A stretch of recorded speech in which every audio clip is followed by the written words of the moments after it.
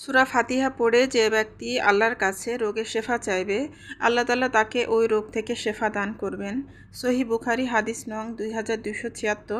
আসসালামু আলাইকুম আমার প্রিয় আপু ভাইয়ারা, আপনারা সবাই কেমন আছেন? আশা করছি আল্লাহ তাআলার অশেষ রহমতে আপনারা সবাই ভালো আছেন।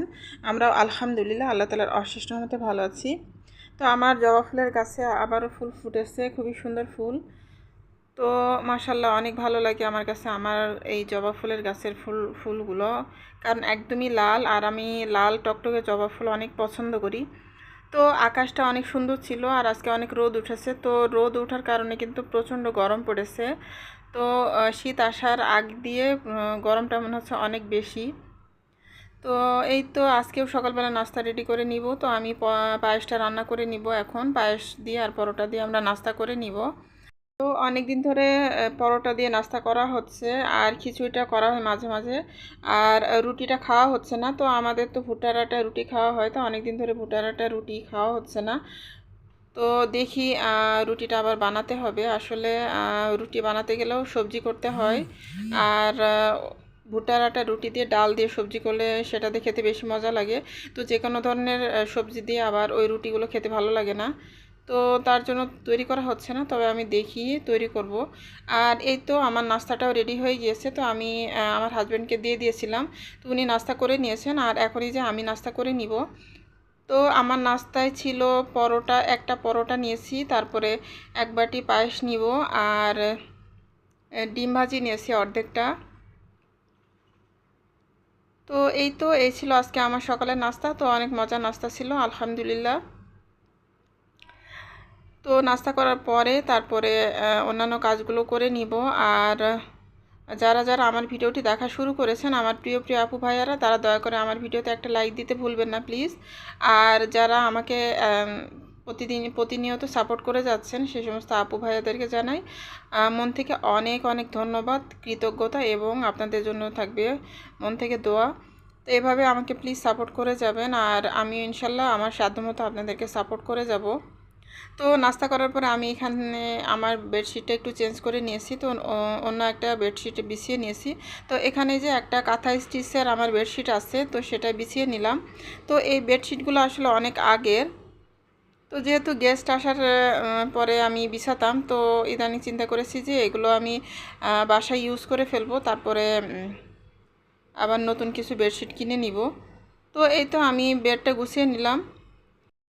আর এখন তো ডেঙ্গুর প্রচুর পরিমাণে উপদ্রব বেড়ে গিয়েছে। তো আপনারা সবাই প্লিজ সাবধানে থাকবেন, আর বাসা বাড়িতে যেন পানি জমে না থাকে সেদিকে আপনারা একটু খেয়াল রাখবেন। তো আসলে ডেঙ্গু হয়ে গেলে তো খুবই সমস্যা।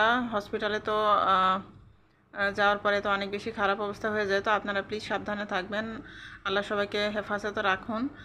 আর এখন এই যে আমি দুপুরে রান্না করতে চলে এসেছি কিচেনে। তো আজকে তেমন একটা বেশি কিছু রান্না বান্না করব না, আজকে শুধু মাছটাই ভুনা করে নিব। তো এখানে আমি যে মহাশোল মাছটা এনেছিল, তো সেই মাছটাই আমি আজকে ভুনা করব। তো এই মাছটা আমি কষিয়ে রান্না করব।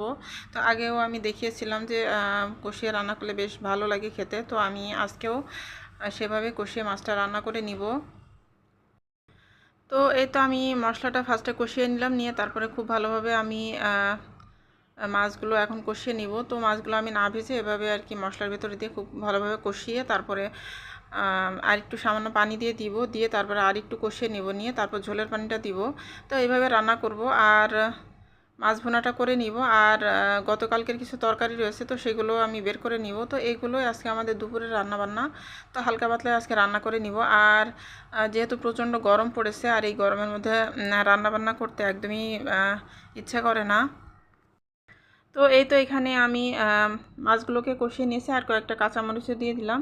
আর এখানে যে আমার ঝোলের পানিটাও দিয়ে দিয়েছি, দিয়ে তারপরে এখন জালটা একটু কমিয়ে তারপর এভাবে রান্না করে নিব ঢাকনা দিয়ে ঢেকে। তো আস্তে করে জাল দিয়ে রেখে দিলে এভাবে মাছের মধ্যে মশলাটা ঢুকে যাবে। তো এভাবে আর কি রান্নাটা হয়ে যাবে। তো আসলে এই প্রচণ্ড গরমের মধ্যে কিচেনে রান্নাবান্না করা, কাজকর্ম করাটা আসলে খুবই কঠিন হয়ে গিয়েছে। তারপরও কিছুই করার নেই, এখন তো করতেই হবে, যেহেতু আমরা গৃহিণী, আর আমাদের তো এই কাজগুলো না করলে তো কোনো উপায়ই নেই। তো এখানে এই যে আমার মাছটা রান্না করা হয়ে গিয়েছে, তো আমি এখানে এই যে ধনিয়া পাতা দিয়ে দিলাম, দিয়ে তারপরে এখন নামিয়ে নিয়েছি। তো আমার মাছ রান্নাটা হয়ে গিয়েছে। তো এই গরমে, প্রচণ্ড গরমে আপনারা সবাই বেশি বেশি করে পানি খাবেন, আর বেশি বেশি করে শরবত খেতে হবে। তো এখানে এই যে সন্ধ্যা বিকালবেলা, তো বিকালবেলার আকাশটা অনেক সুন্দর ছিল। যেহেতু রোদ হয়েছে, তো মেঘ ছিল না আকাশে, তার জন্য আকাশটা সুন্দর ছিল। আর সন্ধ্যার পরে আমি একটা নাস্তা তৈরি করে নিব। তো এখানে যে আমি ফার্স্টে কড়াইতে তেল দিয়ে দিয়েছি, তারপর আমি কালো জিরা ফোড়ন দিয়ে দিয়েছি। আর এখানে যে কুচি কুচি করে আলু কেটে নিয়েছি, তো বেশ কিছু আলু কেটে নিয়েছি আমি, আলুগুলো দিয়ে দিলাম। আর আমি এই নাস্তাটার মধ্যে কোনো পেঁয়াজ দিব না। তো পেঁয়াজটা আবার আমার ছোটো মেয়ে খেতে চায় না, মানে পেঁয়াজটা যখন ওর মুখে পড়ে তখন বের করে ফেলে, তো এই কারণে আমি কোনো পেঁয়াজটা দিব না। তো এখন এই যে সামান্য পরিমাণে হলুদ আর লবণ দিয়ে দিয়েছি, তো এগুলো দিয়ে দিয়েছি। আর এটা জাস্ট আলু ভাজি আর কি, আলু ভাজিটা আর কি করে নিতেছি পেঁয়াজ ছাড়া। তো এর মধ্যে আমি একটু চিকেনও দিয়ে দিব। তো এটা হচ্ছে পুর, আর পুরের জন্য আমি এই আলু দিয়ে এই সবজির মতো করে আর কি করে নিতেছি। আর এখানে আমি কিছুটা কাঁচামরিচ কুচি করে দিয়ে দিলাম। তো এভাবে আর কি ভাজা ভাজা করে নিব, আর সিদ্ধ হয়ে গেলে তারপরে নামিয়ে নিব। আর আমি এর মধ্যে আর তেমন কোনো কিছু দিব না, যেহেতু বাচ্চারা খাবে, তো খুব একটা বেশি কিছু দিব না। তো এই নাস্তাটা আমার বাচ্চারা অনেক পছন্দ করেছিল। তো আমি এখানে এই যে এ পর্যায়ে কিছুটা চিকেন দিয়ে দিলাম, যে চিকেন রান্না করা ছিল আর কি বাসায়, তো সেখান থেকে কিছুটা নিয়ে আমি এভাবে ছোট ছোট করে ভেঙে চুরে দিয়ে দিলাম। তো খেতে আর কি ভালো লাগবে, বাচ্চারা পছন্দ করবে, তো তার জন্য আমি এভাবে করে নিলাম। তো এই তো আমি এভাবে করে ভেজে যখন সিদ্ধ হয়ে যাবে তখন আমি নামিয়ে নিব। আর আমি একটা আটার ডো, ময়দা দিয়ে একটা ডো তৈরি করে রেখেছি, তো সেটা দিয়ে আমি কয়েকটা রুটি বেলে নিব। তো রুটি, এই যে আমি একটা করে রুটি নিয়ে তারপরে একটা ছোট বাটির সাহায্যে আমি ছোট ছোট রুটির মতো আর কি করে নিব। লুচি বানানোর জন্য যেরকম সাইজের করে সেভাবে আমি করে নিব। তো এভাবে আমি বাটির সাহায্যে কেটে কেটে ছোট ছোট লুচির মতো করে নিব, নিয়ে তারপরে আমি এক একটা লুচির মধ্যে আলুর এই পুরটা দিয়ে দিব, দিয়ে আমি পিঠার মতো করে নিব। তো আসলে এটা হচ্ছে ঝাল পুলি পিঠা বা সবজি পুলি পিঠা আর কি এটা বলা যায়। তো এভাবে আর কি নাস্তাটা তৈরি করে নিব। আর যে কোনোভাবে আসলে তৈরি করলেই হয়, খেতে অনেক মজা হয়। তো যে কোনো শেপ দেওয়া যায়, এটা সিঙ্গারার মতো করেও তৈরি করা যায়, আবার পুলি পিঠার মতো করা যায়, আবার রোলের শেপও দেওয়া যায়। তো যে যেরকম আর কি ইচ্ছা সে সেরকম করে আর কি দিয়ে নিতে পারে। তো আমি এভাবেই আর কি করে নিতেছি, এভাবে আমার কাছে সহজ মনে হয়েছিল, তো এভাবে আমি করে নিতেছি। তো আমার বাচ্চারাও আসলে অনেক পছন্দ করেছিল। তো আরও কিছু অনেকটাই রয়ে গিয়েছিল, তো সেগুলো আমি পরদিনও আবার তৈরি করে নিয়েছিলাম। তো বাচ্চারা অনেক পছন্দ করেছিল নাস্তাটা। আর আজকে আমি এই তো অনেকগুলো করে নিলাম, তো এগুলো আমি এখন তেলের মধ্যে ভেজে নিব। আর আপনারা দেখেছিলেন যে কয়েকদিন আগে আমাদের পাশের ফ্ল্যাটের একটা ভাবিরা নাস্তা দিয়ে গিয়েছিলেন, তো সেই ভাবির প্লেট আর গ্লাসটা রয়ে গিয়েছে।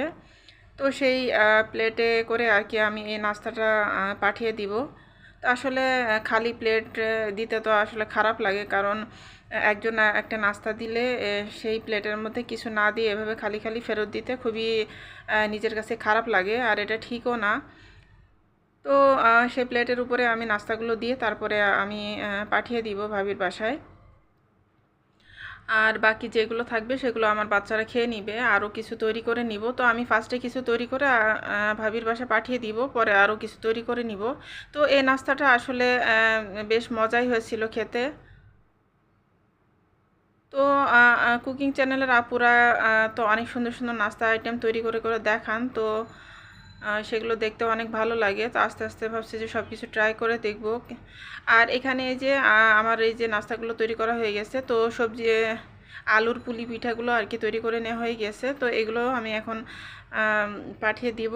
আর আমি লাচ্ছি তৈরি করে নিয়েছি, যেহেতু ওই ভাবিটা আর কি লাচ্ছিও দিয়েছিলেন ওই দিন, তো ওনার গ্লাসের মধ্যে আমি লাচ্ছিটাও আর কি দিয়ে দিব। তো এই তো আমি লাচ্ছি তৈরি করে নিয়েছি। আর ফ্রিজে অল্প একটু দই ছিল, তো সেটা দিয়ে আমি লাচ্ছি তৈরি করে নিয়েছি। তো লাচ্ছিটা অনেক মজা হয়েছিল।